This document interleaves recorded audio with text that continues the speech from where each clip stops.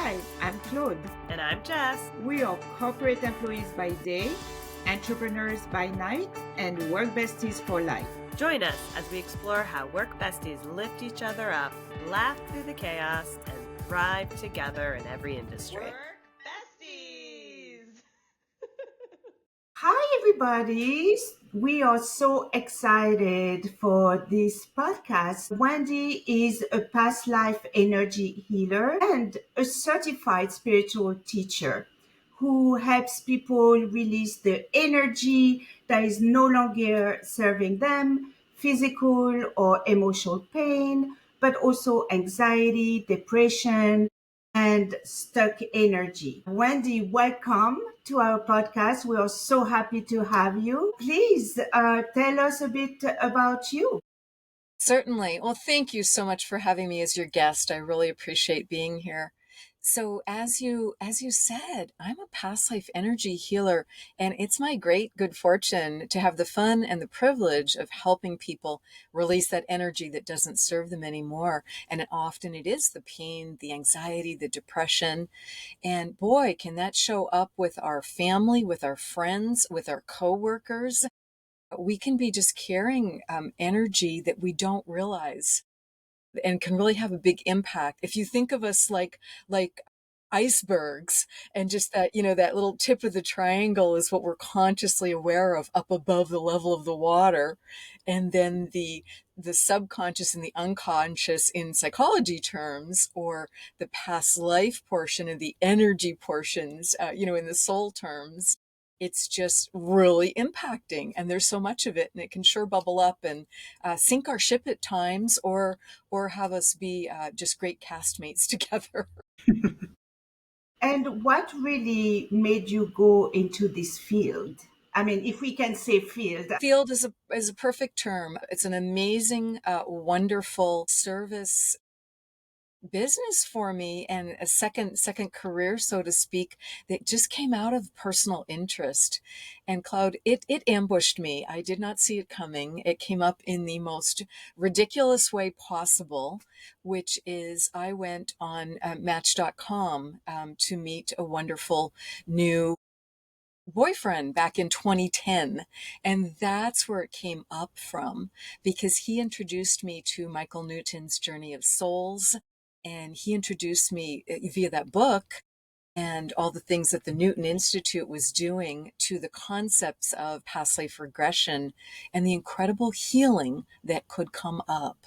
And again, explanations for what seemed inexplicable. Because we've probably all had that deja vu. Maybe the two of you had it when you first met. And then so you're there and you're like, "Oh my gosh, there you are. I can't wait to catch up." And you're like finishing sentences and you're so excited. And then you're like, "Wait a minute. We met 10 seconds ago. I can't wait to catch up." And this incredible bond that is often there between soulmates, between soul family, which I simply see as people that we've known many times before. And it can be the opposite too. You can meet someone and you're like, "Ooh, I don't want to get too close. I don't want to shake hands. Oh God, no, we're not having a hug." And you're just like, you're backing up because you're like, there's this resistance and unfinished business. And just your intuition is like, wow. Pay attention here. This looks like it's going to be hard. Looks like I have something to clean up here. Wow. Wendy, you just brought up so many fun topics for us to dive into. The first one I want to talk, though, about is you mentioned how you can meet somebody and instantly feel that connection. Is there an explanation for that? I believe that deja vu can come up, and it's not only with people. Sometimes it's with places Mm-hmm. or a situation, and it's like, "Oh my goodness, I really feel like I've known this person before, or I've been to this place before." And it's like you don't even need a map. And maybe you're not normally good at navigating, but you're like, "Well, wait a minute, I know where this is." And I would call that a past life pilgrimage. And they can really surprise us because you may not have known that you were going on one of them. Mhm. When you pick this place to go for a vacation or for a simple day trip or an outing. And it's just really, really intriguing to me how this can come up and that there can be that energy from before. So I believe that deja vu with people is because we are eternal souls. My belief is we choose to incarnate many times in many places, and that we get to choose where and when that's going to be, as well as many of the major decisions in our life. Of course, we don't know how it's all going to play out, Mhm.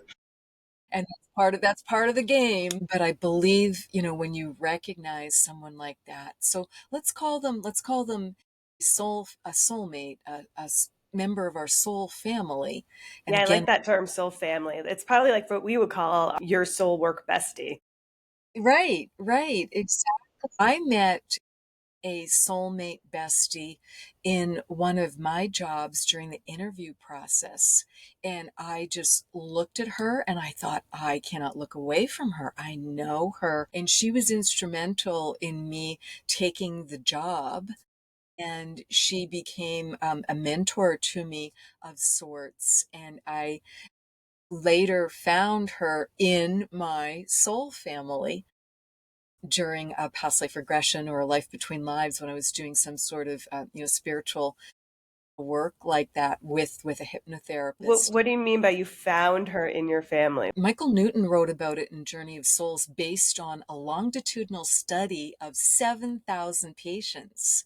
So it was a pretty big study over Mhm. his entire career of doing past life regressions and life between lives sessions for people. So regardless of people's age, gender, beliefs, demographics, etc., when they go home during the spiritual regression, one of the major things that happens is a reunion with soul family, with these souls that we've incarnated with many, many times. So this work bestie, she came front and center when I had my near death experience, of this group of people that were welcoming me home and giving me this huge hug when I went up to the light during my near death experience. And there she Wow. was. And since then, we've found multiple past lives together. And it's been a very, very positive relationship. But as I said, the soulmate, the soul family, can have some intensity to it, and it can have some challenges to it, because wouldn't it make perfect sense that if you really wanted to learn with someone, you would choose someone that you have known many times, worked with many times on the other side, so to speak, as well as in different lifetimes. And let's say, for instance, you want to work on forgiveness. Well, you're going to need to create some situations that require the hard work of forgiveness, because maybe some things have felt pretty unforgivable to you. Hmm. And again, wouldn't it make sense to choose? And I believe we do that via soul contracts, just making agreements with Mhm. people.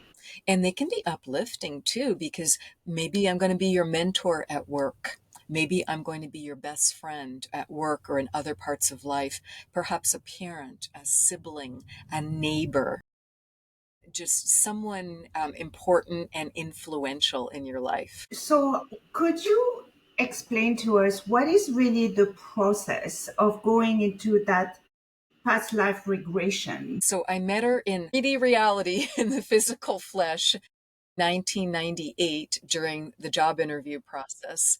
And then I met her via meditation and via spiritual regression, where I raised my vibration and frequency and went up to the light, and then had this reunion with family members and saw her there and recognized her there.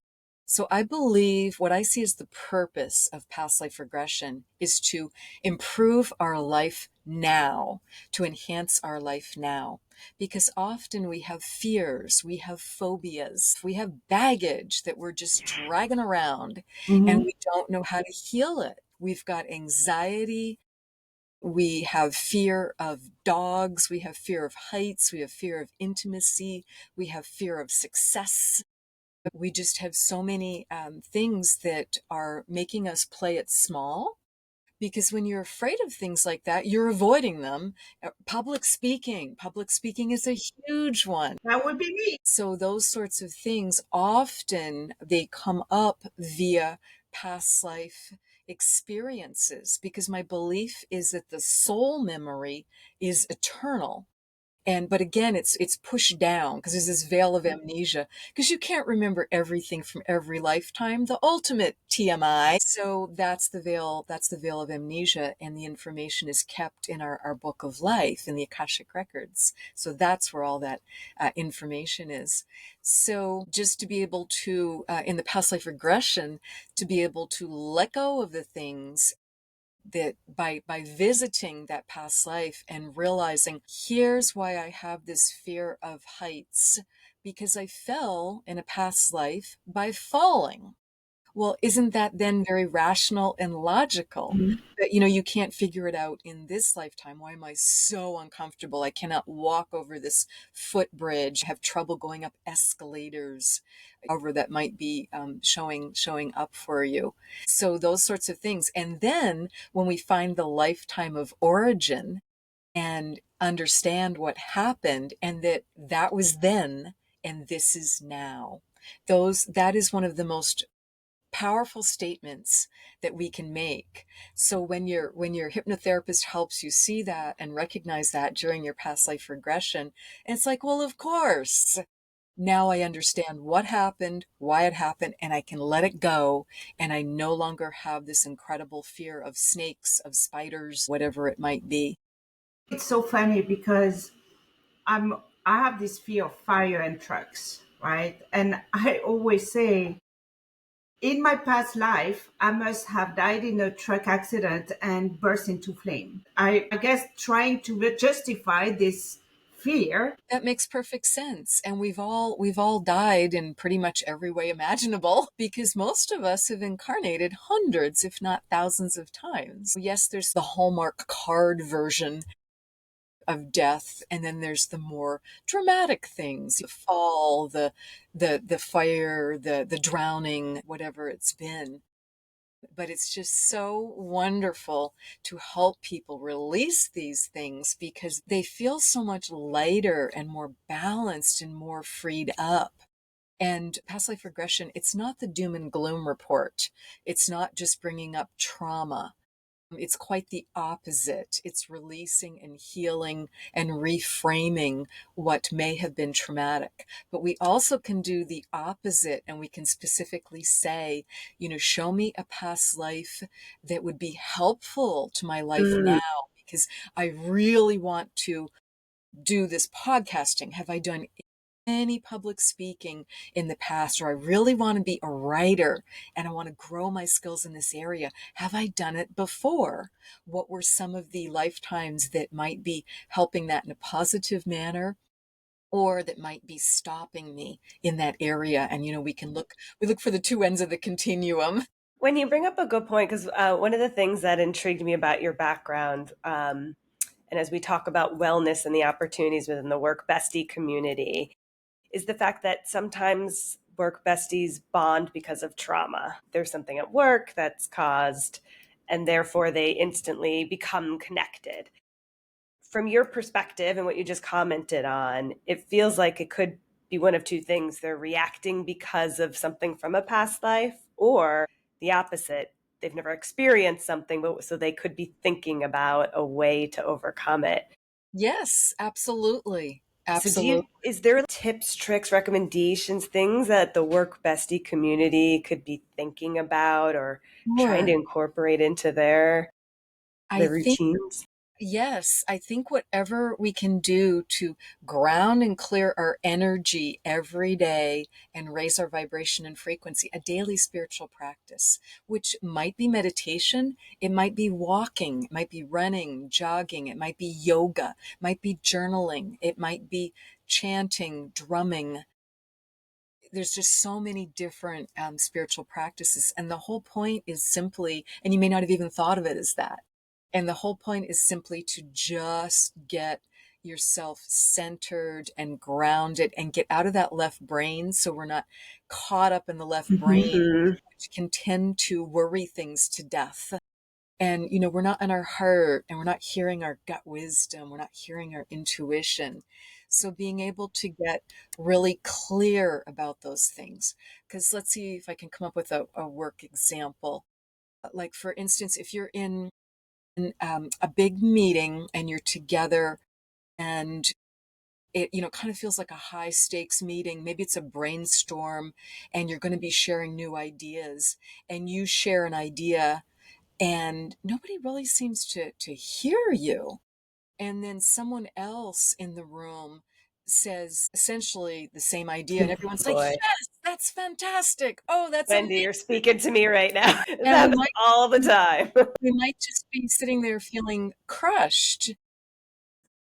We can shut down instead of, just keep running with it and just keep doing what you can do. And that's a great thing to reflect on. Do I have some issues around feeling heard?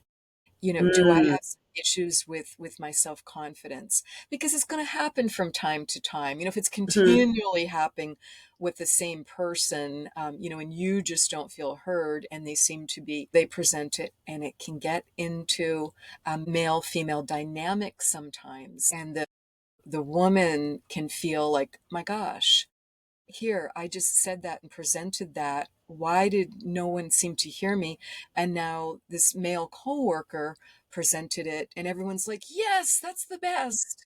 So all kinds of odd dynamics can come into it, and people have different personality types. Myers-Briggs still serves us well of what are those 16 main personality types, Mhm. and just kind of understanding, because some people are just very comfortable in groups and they're going to throw out 10 ideas. And then you've got this super quiet person that whoever's leading the group will be very smart to pull ideas from too, because they may have the one killer idea, and they're quiet and they're processing, and they're going to synthesize everything beautifully and put 12 things together into this one new idea. And everyone turns and looks at them and goes, wow. And they may never have shared it without being given the space and being really encouraged to do it. My youngest daughter is like that. She's now 26, but I said to her all throughout childhood and teen years, we really want to hear your voice in this family, because you are the most creative problem solver. But she was very low communicator. She was someone that we kind of had to create that space. Yeah. That's when you bring up a good point as a manager, recommendations of ways to encourage those other Mhm. individuals on your team. Because you're right, there are some really wicked smart individuals who just are not quite as willing to be the one in a big group dynamic. And all they need is that little bit of encouragement. So Mhm. that's a great reminder. So I wanted to ask a little bit more about how when you meet people, sometimes you just have that, again, intuition or feeling. Is there any recommendations or things that you think are occurring out there that help you find the person you will connect with better? I bring this up because we get a lot of questions on it's really hard to find that work bestie at your new job or the job that they're currently at. And knowing discernment or intuition is a part of it. Maybe there's some other element I we think might the not even be thinking of. I think the more genuine and authentic and relaxed and true self that you can present, you're just going to be more likely to attract that work bestie, or those Soulmates. friends in other social gatherings. Because if you're there like twisting and turning and like trying to please and trying to fit in, you're going to turn yourself into a jumbo pretzel, and Right. no one is going to know who the heck you are. And they might actually, the other person might not find you because you're hiding behind a facade.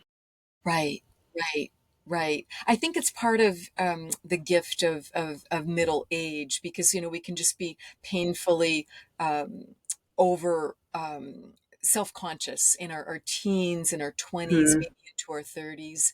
And again, depending on the personality and the experiences that we've had, there can just be some levelers in a good way that just make us start like, I'm just going to keep it real. And, is everyone going to be my best friend? No. And No. that's Yeah. not what I want or need. There can be more meaningful connections for many people through having a couple, true ride or die friends, and you may not have them in every single workplace. Hmm. When I look back over, I just recently relocated to East Spokane Valley, Washington, from the Seattle area, and I was in Seattle for 30 years, and I had never lived anywhere that long. And when I look now at the friends that I have from there, because I had the good fortune to make many friends over, that significant time period, but many of them were like one best friend from each workplace. Hmm. So and just and so now I've moved 5-6 hours away, so it's great. I can go back for a weekend and I can see 4, 6, 8 of them all in one weekend. So I think the best way to attract them is to be genuine and to just be friendly and not take things too personally, because oh my goodness, we can get so wounded over the slightest little thing at work. And it, there was no poor intent to it. It's just people have very different communication styles, Mhm. or Yeah. different personalities, or different upbringing, or different roles at work, or different agendas. Right. Oh, for sure. You The know, personalities and agendas are definitely the one you have to recognize before right, right, reacting. right, exactly. So I think whatever you can do to just be the bigger person and just zip your lip. It's just, gossip is not our friend, and No. that is just not a way to make friends at work. But many of us fall into that trap when you're younger, and we think that's a way to, because we're like, oh, this person, oh, they're terrible. And no, it doesn't serve us. I had another question for you. Unresolved workplace issues. Say I have a conflict with my boss or conflict with somebody on a cross-functional team I'm working with. How can I connect to a deeper energetic pattern to help overcome that? I think, first of all, just when you're home and you're not in the thick of it, just to calmly journal it and just look at what Mhm. piece of that do you own, or however you process thoughts, or maybe you talk it through with a really wise friend. And again, it's not for the purpose of the atta girls and you're great and they're terrible. That's not helpful, Yeah. but just to come up with some, new strategies of a different way to look at it, and look at what you're bringing to the table, because you may be being very easily offended, just as an example, Yep. being very, very thin skinned, versus someone who just is positive and just keeps on going, and we're going to figure this out. And that sort of energy, and and just seeing if you can have a conversation with the person face to face, one on one, and say, hey, I'd love to make this be smoother. What do you need? Is there anything I can be doing differently in our interactions, because we've got this joint project together and I know everybody's feeling stressed. Is there anything I can be doing differently? What do you need from me?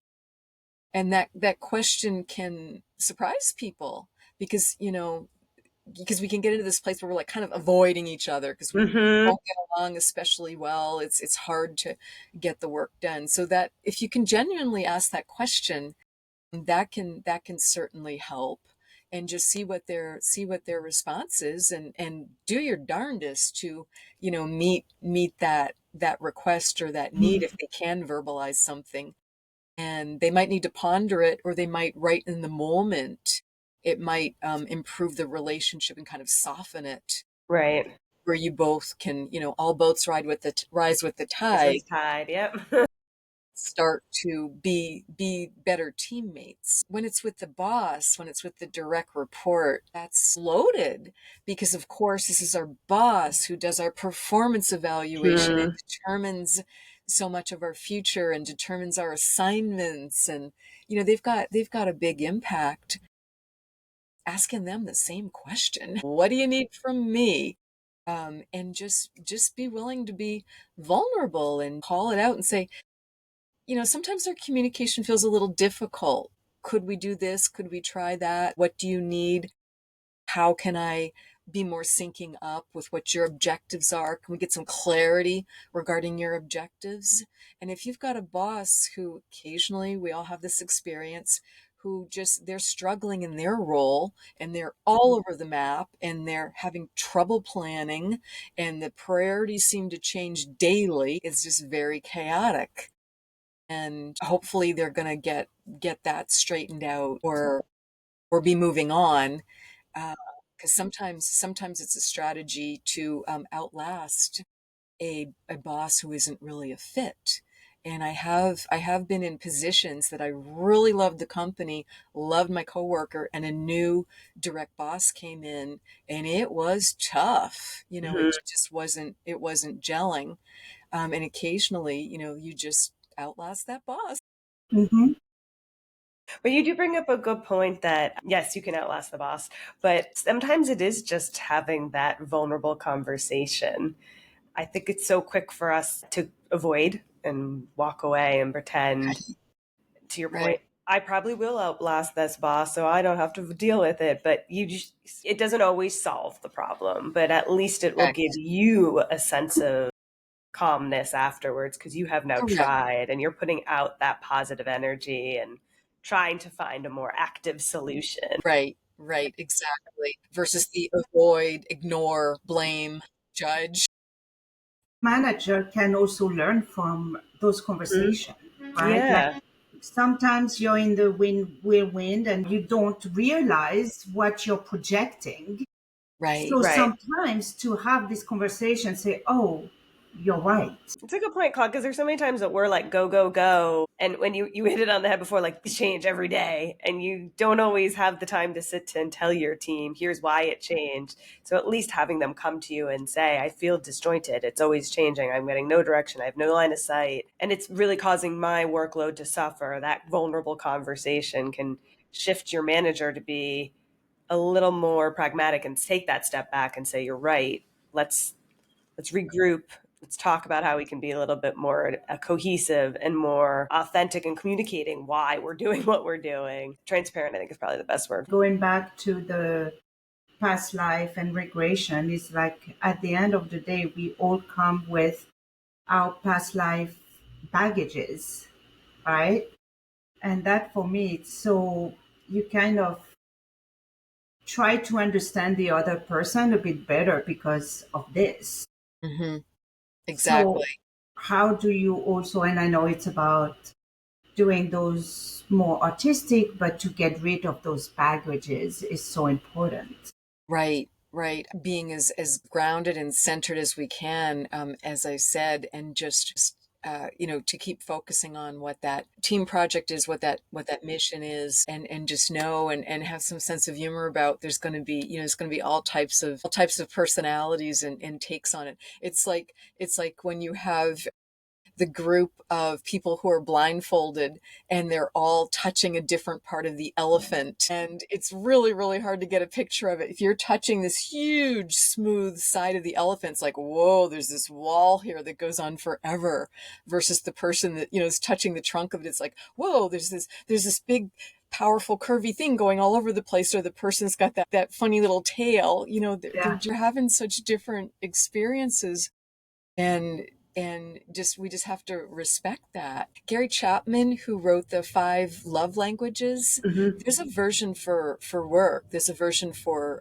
coworkers, and just understanding what makes your coworker light up, what can you do to make it go more smoothly, or your direct boss in an authentic way. Do they really, can you see that they really respond so well to the words of affirmation and they need some of that? Or are they like a quality time person and they really want the meetings and the detail? Or is it this 10,000 foot level kind of person?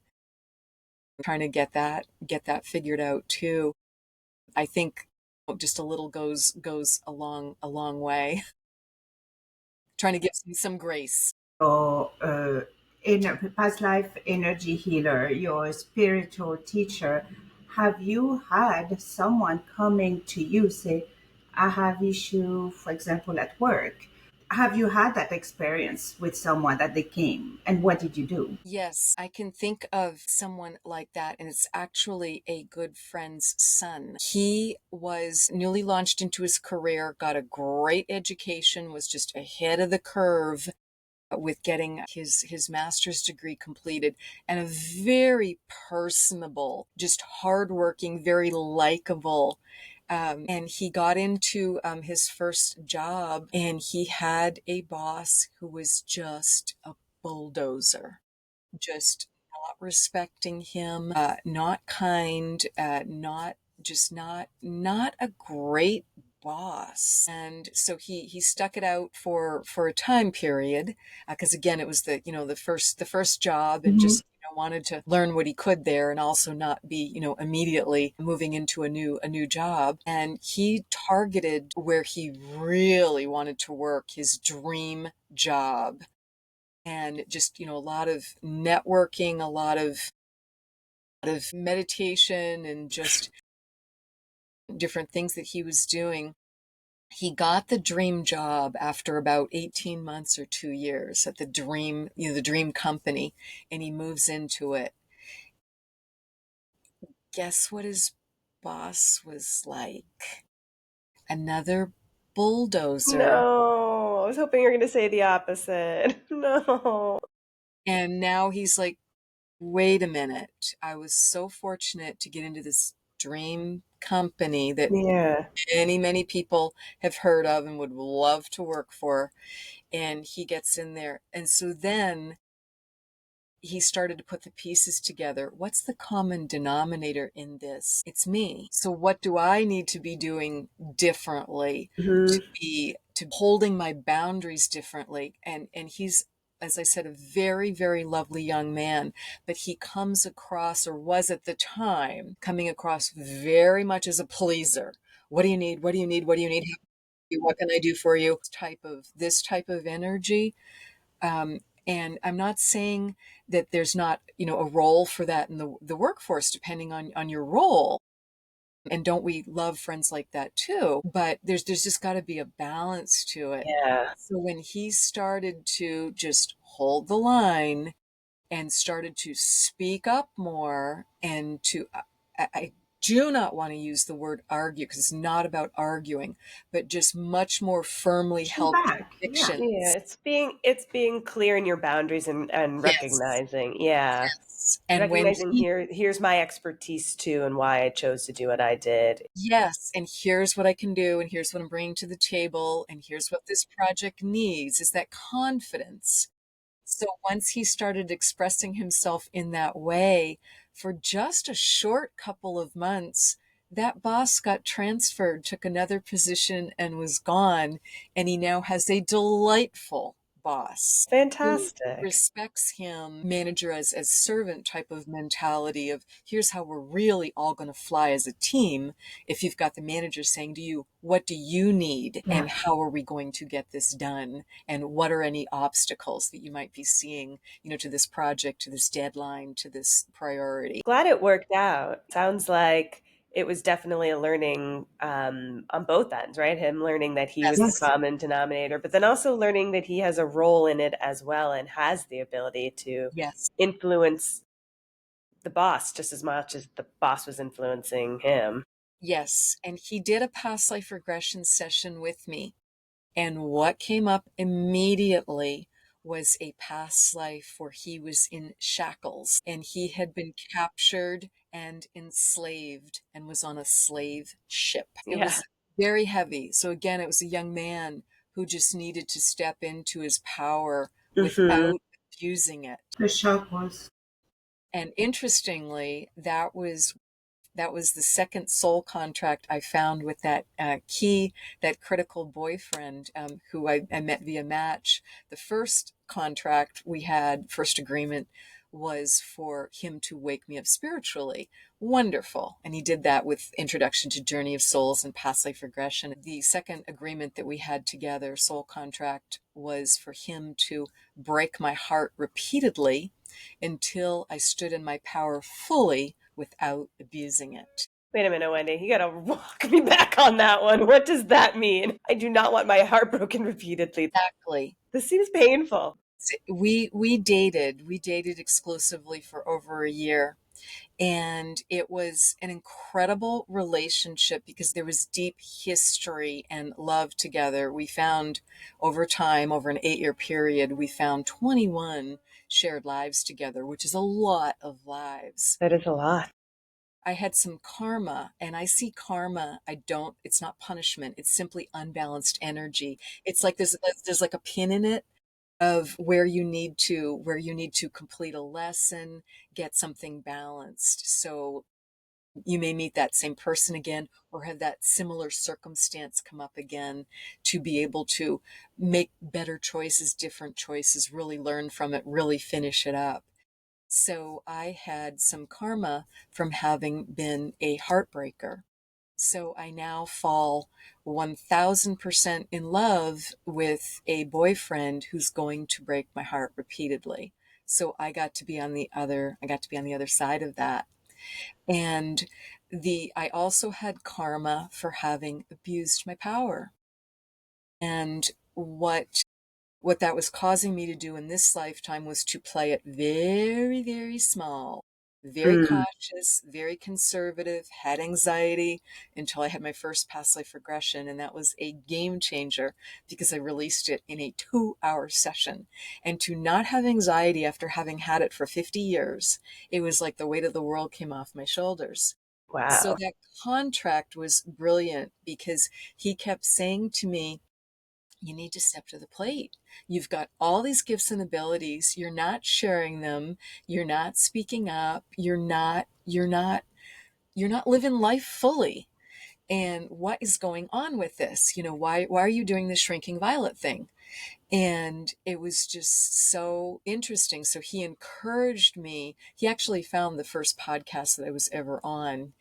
He's actually the first client in my first book, Regression Healing One, is his session Okay. because it was just such an amazing session. So as I said, we can make these agreements, and that's a pretty complex agreement. It was a 2-for-1. I'm still confused. So you determine that in a past life you were a heartbreaker. How do you then leap to making a contract with somebody to now break your heart continuously? And then what does that look Why? like? Because I wanted to knock it off. I wanted to be able to have healthy, happy, romantic relationships. And Got I it. was not having them as a result of having been just self-centered, selfish, just not having been considerate enough of the other person's heart and feelings and what Okay. they needed. So it's So not enough to just recognize and kind of reflect on it. It is then to then experience it. Is that what you're okay? And to I put experienced it. yourself in people's Mm. shoes that you broke their heart. So to see the feeling and to recognize that and to be But careful in don't the next life, if right? you know him and you know made a contract for him to break up with you, how does that happen? Because you know he's going to do it. I didn't know the contract until we were through all the learnings and experiences of it. Because I agree with you. Often, if you know the contract on the front end, you're not going to, you're going to try and shortcut it. Or, So the contract winds up coming to life after the actions. yes, That So makes it's more sense not because I'm like, like, for me, I understood, and again, it was very pragmatic, you and him signing up a contract, but it's totally different. It's more, well, it's true. it's That's what in blood. I'm a simple person, I mean, but it's more in a more higher being contract, like a soul So contract. you become soulmates with the individual, and then you're yes, almost giving them we're agreeing we're going to work together on something. understanding that they're going to help you move you in a way, and that you'll move them in a way without Exactly, truly knowing okay. exactly, exactly. Fascinating. We Okay. both, and isn't that just Wait, mind are you blowing? two still together, by the way? No, Okay. no, we wrapped up One everything year. that we needed to between the years 2010 and 2018. we wrapped everything up, and I'm forever grateful for it. But as you said, it does not make any sense. No one deserves to stay in a relationship where someone is breaking your heart repeatedly. I don't Right. care if it's a romantic relationship, a relationship where you're an adult and it's a relationship with a parent, a sibling, a child, whoever. Yeah, a best friend from like, yeah, same. Yeah, I get it. Yeah. Sometimes And it's we funny because you kind of outgrow. like, if they're that close to you, you let it go numerous times. You're right. Right, right, right. And sometimes we outgrow friends. Hmm. Interests can change. We can really, really change, and we're no longer on the same path. It doesn't mean that we don't care about them and Right. love them, thank them, but sometimes that door needs to be closed.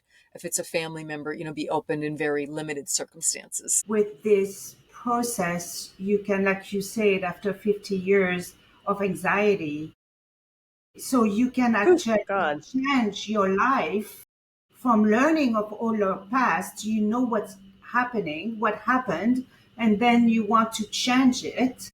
Yes. So and that is for me so incredible. It was a profound change. And with all due respect to talk therapy, traditional talk therapy, because I think it can be very useful, but the type of change that can happen during these energy healings, these soul level healings and past life regression, it is profound because it's across all the lifetimes. When I went into that very first past life regression, I'll be honest and just got to call a spade a spade. And the hypnotherapist, she had said to me ahead of time, because we'd done a phone interview before I had the first session. She knew it was my very first session. She knew I was stressed to the max, very type A, single mother, working way too hard, just very scattered, no spiritual practice, had never done anything like this. And she just said to me, "You're not an ideal candidate." So you Like, just thanks. All right. need to be, let's just call a spade a spade. And let's just be realistic. So can you look at it? Can you truly release your expectations of what's going to happen and just look at it as a really interesting experiment? Because I gave you one side of the coin, but I'm also like, but I devoured Journey of Souls. I could not stop reading it. It was like I could feel my world shifting and changing. And she knew I was in this very interesting romantic relationship that I was trying to sort out too. To go there and to have that session, because we not only visioned two past lives to my surprise, because I didn't know you could do multiple in a session, but we also cleaned up some things earlier in this lifetime. She took me back to when I was 12 and there had been some real trauma, and also as a preschooler, and cleaning that up and reframing it, because your past life doesn't have to be your literal previous incarnation. It can be Yeah. this lifetime, because aren't you a different person today than you were Yeah. as teenager or a preschooler or even in your Even like 30s. 10 years ago. Yeah. Exactly. Exactly. So when we cleaned those things up, and then when we went through those two past lives and she helped pull the thread between them, and then she brought me back to full consciousness so I could sit up and drink some water and do a debrief about 15 minutes before my 2 hours was up and just get grounded again. And when she said to me, "How do you feel?" And I said, "Oh my gosh, it's like the weight of the world came off me. I don't feel that crushing feeling of perfectionism.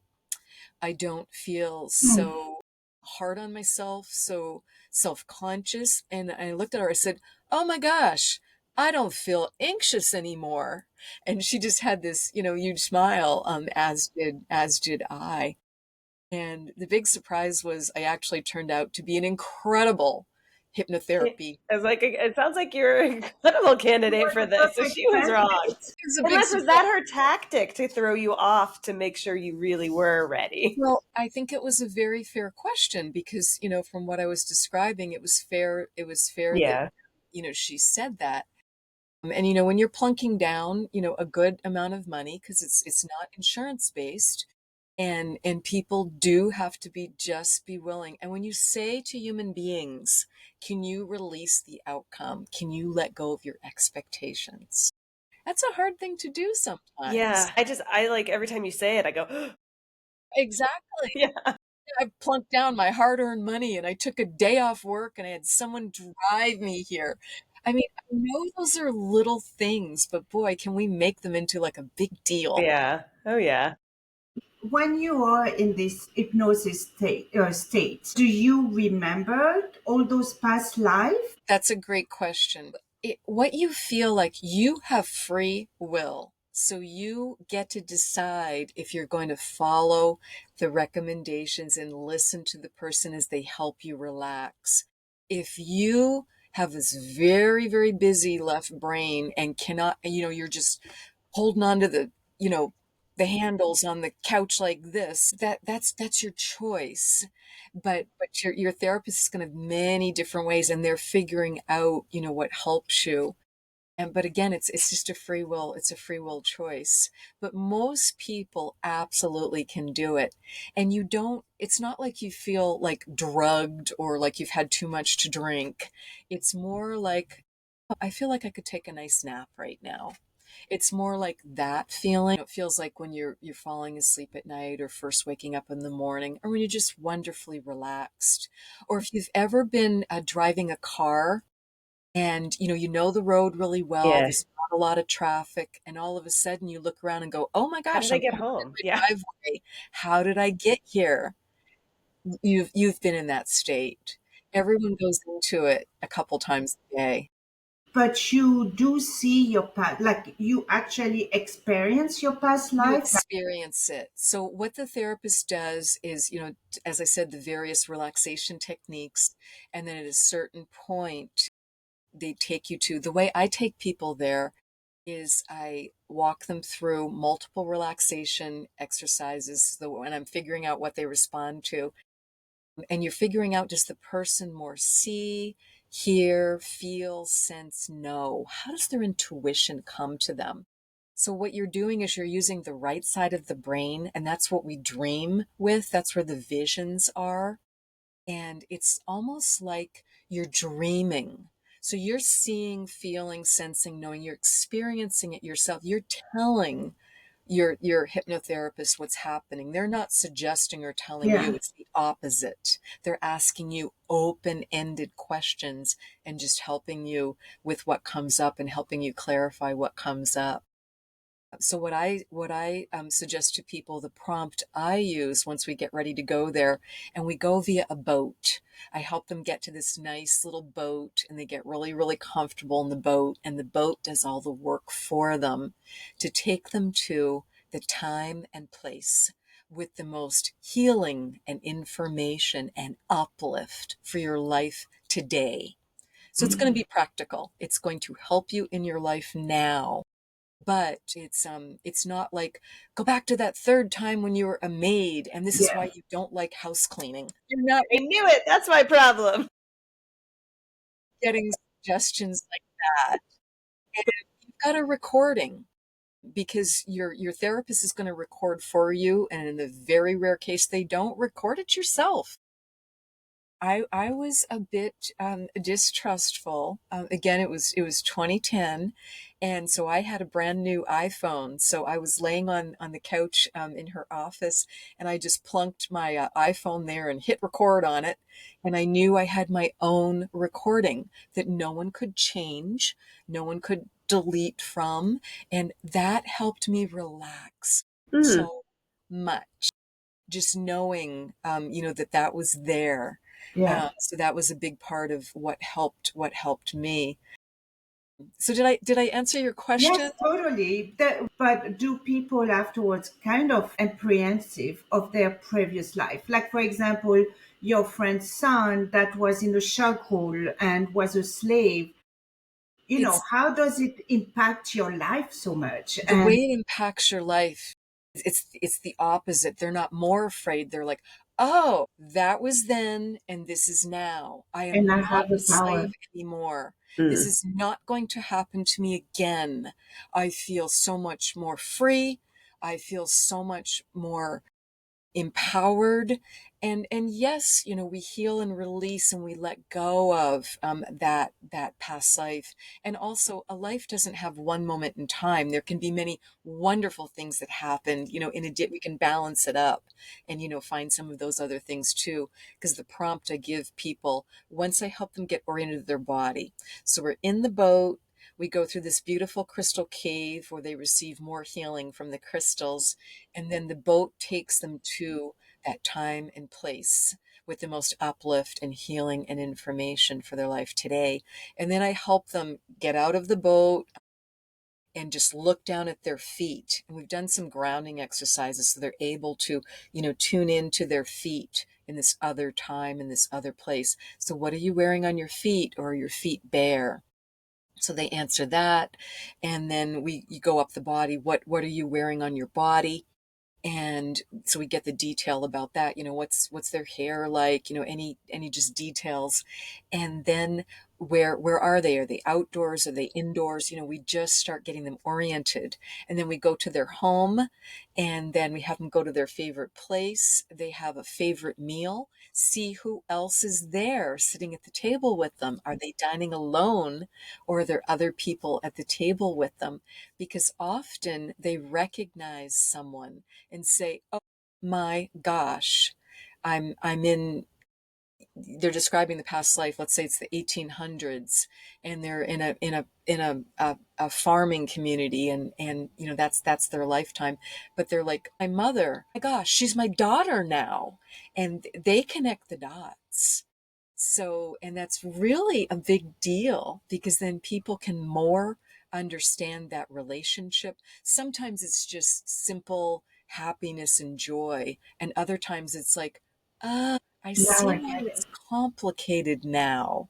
I have more of an appreciation and a feel for why it's complicated now. Because look at that. My boss now used to be my youngest son. Goodness. They meet you again, and they're like, unconsciously, they're like, oh, this person is like, they had so much power over me, and I was like the youngest of seven. And they're like trying to like flex their muscles all the time, Yeah. be very overbearing or very overpowering in a way that doesn't really make sense. And it can And be would you because recommend to somebody to then, like, if they figure this out, to go talk to their manager and bring that up? Obviously, you don't have, do they don't state, "Hey, you were my kid brother in a previous life." I have never advised anyone to do Okay. that. It's been personal knowledge Yeah. that's given them such insights. It would be a rare circumstance where you were such, good friends with that boss or that coworker, particularly in the boss situation, because do they share this belief system? How are they going to feel about Yeah. that? Yeah, that's what I was wondering. Like, I feel like if you were to bring that to them, they'd be like, "What are you talking about?" But you probably could still provide what with the feeling and the emotion and the past element Exactly. that caused it, and help coach your Right. person to provide that kind of We can dialogue. we Yeah. can ask that individuals, because if there's real conflict and just contention, and it's tough, whether that's with a spouse or a parent or a boss or a neighbor, whatever it is, we can call in that individual's higher self to the session with their guides. They have the Mm, choice, of course. The higher self, the soul, has the choice to say no. okay. Yeah. It's a free will choice. We cannot demand or drag them in or require. Usually the higher self, the soul, understands soul level work is going on, and they'll usually come in. I'd say about 90% of the time they will. And Pretty if good they odds. it's really high Yeah. percentage. And if they don't, we just simply talk with their guide, and then the Okay. guide is just going to look for an opportunity. Because guess what, this relationship that's not working for you with the boss in this example, it's not working for the boss either. Mm-hmm. So the guide is going to just be looking for opportunities, knowing, because you've changed as a result of your session. Yeah. You are more freed up, you are more balanced. People often say, my gosh, I feel so much more at peace. I feel more loving. I feel more accepted. I have less chip on my shoulder. Mm. I'm less prickly. Like I said, like the easily offended and just like a bundle of nerves. Because that's just a hard person to be around. What is a prime candidate? Prime candidate is anyone that wants to change, anyone that wants life to be better and is a seeker, just wants to understand these types of things. If the person has a daily spiritual practice and has ever meditated or followed like a guided visualization, someone who can visualize, and most people can. Athletes, oh my gosh, they can visualize to beat the band because you have to be able to visualize at a high level Yep. to And be able quickly, right? Think of the and plays, think of the, quickly yeah. to have your body then be able to do it. So that's what I did with my former boyfriend in that first book, because I'm actually his therapist in the book, which was just such a beautiful circle coming complete. Because here he introduced me to past life regression, and then I facilitated a session for him because he had extreme physical pain. He'd been a professional athlete. He'd broken his neck, had it surgically repaired, but he still had a lot of pain. Mhm. So we were working to release that and see where that came from. And we found two past lives where that had come from. He said he had been like the pain scale 0 to 10. He said when we started the session, it was about a 7 most days. It's like, oh my gosh, that is just life limiting. That's awful. And at the end of the session, I said, how's your pain now? And he was, just turning his neck and like, moving his back and shoulders. He said, it's down to like a 3. He says, I can function again. I can live with this. I can work with this. And it stayed like that for years. It's so funny how the physical pain can be changed because when you think about, surgery and everything, it's a physical, right? It's not mental, but I guess everything is connected. Exactly. That Yeah. mind, body, Hmm. spirit Yeah. is very connected. Someone that's going for treatment or for surgery, if they've got a positive attitude and I know Hmm. this is going to work out great. It's hard to go through surgery or this treatment, but I know it's the best choice for me, and I know I'm going to get a great outcome. That person does so differently from the person who's like, I'm so scared of this. Things always go wrong for me. I'm always the complication. It never goes right. So whatever we can do to To have release. get our emotions and get our mind in the game is just going to help our body, because they're all interwoven. Yeah, we always tend to go back to the same pattern. So I think that one of the good candidate also, as Jess was asking, is someone that realized that in their life they go back to always the same pattern, and for them to understand why, like for example, your friend's son, why am I always going straight on in this situation, and how do I break that cycle? Exactly. That is such a powerful question, how to break that to the past. And yes, we keep doing that until we figure it out and break through. It's the person who attracts the emotionally unavailable partner and has like 3 boyfriends or girlfriends or spouses in a row like that. And it's like, why? Well, and we've just got to look within and just realize I want something different. I deserve something different. I've got to do my work and just get very, very clear. And then when you clear that energy, all of a sudden you're not in that old pattern anymore, Hmm. Yeah. or the pattern of not being recognized at work. Yep. That's so it's so powerful. But yeah, I think Wendy, if our work bestie community are interested in getting started and having your own first session, how would you recommend somebody go about doing that? Best way to reach me is via my website, which is wendyrosewilliams.com. And on the website, you'll find information how to work together privately. You'll also find some fun group sessions that I facilitate for people that are very affordable. That's just $20. And you can come in for a specific theme. Maybe you want to know more about your life purpose. Maybe you want to know more about your past lives, who your spirit guide is, or you want to connect more deeply with the angels and the ascended masters and receive a healing from them. So those events are on there too.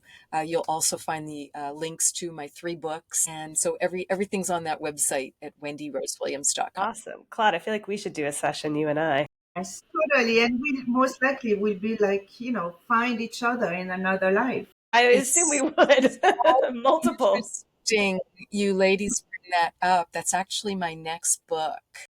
And what it is, it's a series of past life regressions that 4 of us had, and we purposefully chose, we had a lot of instinct, information. We believed we'd been in a very powerful past life together. So we all chose to have a past life regression in the same week. Wow. And we said we're not going to discuss them at all until we've all each had our Went through sessions. it. So no one's influencing anyone else. And we did have them with one same hypnotherapist, so it'd be kind of like the same process and technique, but we also didn't tell her.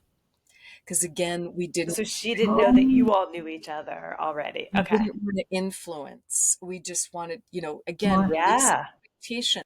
This is a fascinating test here. It was fascinating because all 4 of us did find and describe the other people and confirm their identities and knew their names and who they were, and but we saw like different time periods in the Wow. lifetime. We did, a bunch of us did go to a wedding, to the same wedding, To the same wedding? the same Wow. wedding, because that had been just a really pivotal moment. We were there in our various roles. But that's literally my next book. And the poor hypnotherapist, she didn't know what to do with it. She's like, I've never seen anything like this before. Because it was all in the same week, so she definitely would remember, like, I just heard this wedding story. Right, right. She was kind of That's joking. right. She says, I don't know if I should like ask your permission to write an article or if I should like run screaming. She did get a little bit of coaching during 1 or 2 of the sessions, because she said, this is just making me uncomfortable. I don't get it. I've not seen or heard of this before. As the hypnotherapist, I'm a practical woman. To me, it's how does the person do afterwards?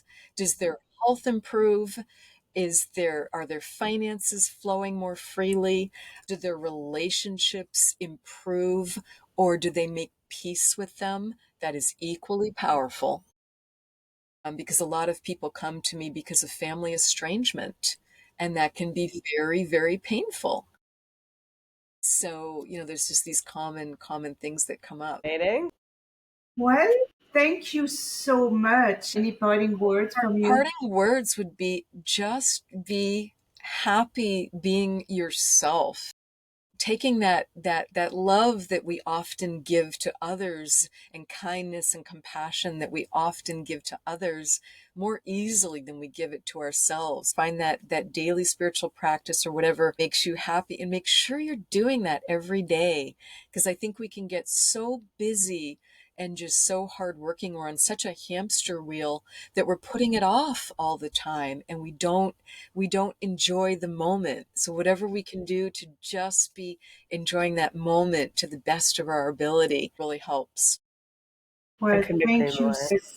It's This was absolutely fascinating. The insights from how we can all apply elements of it and learn from it too are fantastic. I feel like I'm empowered now to put that meditation back on my calendar every day. So I appreciate all the words you brought to us and all of the examples and words of wisdom. So thank you. Oh, my absolute pleasure. And for people who want to meditate but feel like it's overwhelming and I don't have time to sit there and do it for an hour a day, just do it for 5 minutes. And I was a super busy single working mother for years, and I was putting it off. And finally, a couple things changed it, and I realized, well, wait a minute, it's better to do some every day than none at all. You're in the shower, you're falling asleep, you're washing the dishes. It's just you learn how to move yourself into that state.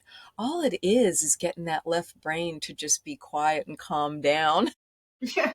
and just get more grounded and centered so you can hear that beautiful whisper of your soul. So you can hear your intuition, you can hear your guides, God, the angels, whoever you relate to, whatever your belief system is.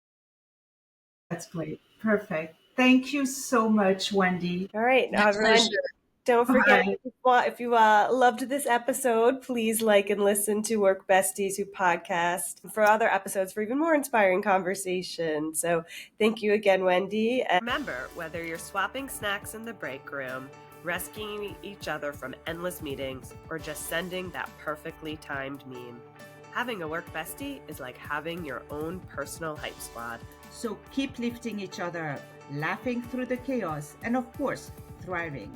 Until next time, stay positive, stay productive, and don't forget to keep supporting each other.